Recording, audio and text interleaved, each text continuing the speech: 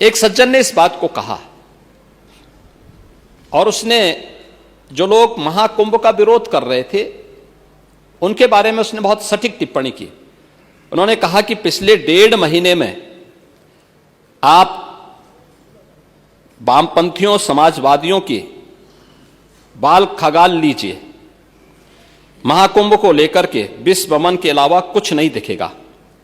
गंदगी, अव्यवस्था, पर्यटकों की परेशानी के अलावा इनकी बजबजाती वाल पर दूसरी कुछ भी नहीं मिलेगा।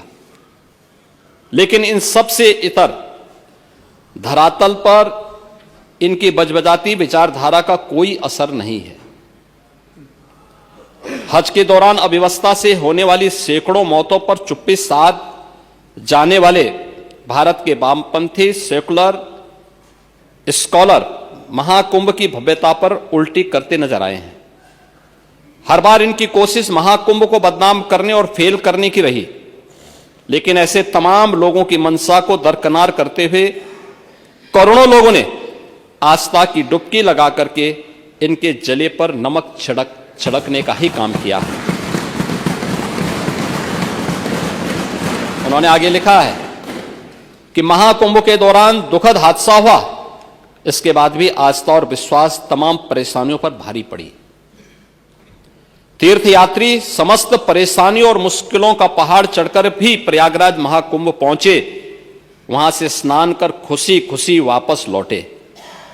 रिश्तों के जटिल समीकरण का परिभाषा गढ़ता महाकुंभ अब समारोह की ओर है, लेकिन यहां से निकला संदेश हर सनातन के मन में अमिट छाप छोड़ गया है। जो वर्षों तक लोगों की बदकही और कहानियों में जीवंत रहेगा। हर तरफ अपनी मां और बुजुर्गों को महाकुंभ में अनाथ छोड़ देने वाले बेटे रहे हों, तो दूसरी तरफ अपनी सास को पीठ पर उठाकर कुंभ स्नान कराने वाली बहू भी रही है। लेकिन सनातन विरोधियों को नजर केवल गंदगी पर पड़ी। मैं अध्यक्ष महोदय वह चित्र लेके आया हूं। ये देखिए, एक बहू है अपने सास को पीठ पर लाद करके जा रही है महाकुंभ स्नान करने के लिए।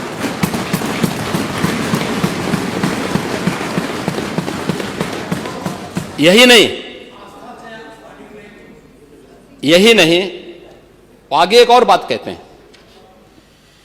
किसी ने सच कहा कि महाकुंभ में जिसने जो तलाशा उसको वह मिला। गिद्धों को केवल लाश मिली, सूअरों को गंदगी मिली, संवेदनशील लोगों को रिश्तों की खूबसूरत तस्वीर मिली, आस्थावानों को पुण्य मिला, सज्जनों को सज्जनता मिली, गरीबों को रोजगार मिला, अमीरों को धंधा मिला, श्रद्धालुओं को साफ सुथरी व्यवस्था मिली, पर्यटकों को अव्यवस्था मिली, सद्भावना वाले लोगों को जाति रहित व्यवस्था मिली, भक्तों को भगवान मिले। मतलब सबने अपने स्वभाव और चरित्र के अनुसार चीजों को देखा है। एक ही घाट पर सभी जातीय वर्ग के तीर्थयात्री स्नानार्थी बिना किसी भेदभाव के नहाते रहे। सनातन की सुंदरता आखिर समाजवादी और वामपंथियों को कैसे नजर आएगी? लेकिन इनके द्वारा लगातार किए जाने वाले प्रश्न इनकी नियत को ही संदेह के दायरे में खड़ी करती है। महोदय, ये टिप्पणी अचानक नहीं है। ये टिप्पणी भारत की टिप्पणी है, भारत की भावनाओं की टिप्पणी है। और जो स्वयं कुछ कर नहीं सकते थे, जिन लोगों ने अपने समय में इस पूरे आयोजन को अव्यवस्था और भ्रष्टाचार का शिकार बनाया था, आज वे महाकुंभ पर इस प्रकार की टिप्पणी करके भारत की भावनाओं के साथ ही खिलवाड़ करने का काम कर रहे हैं।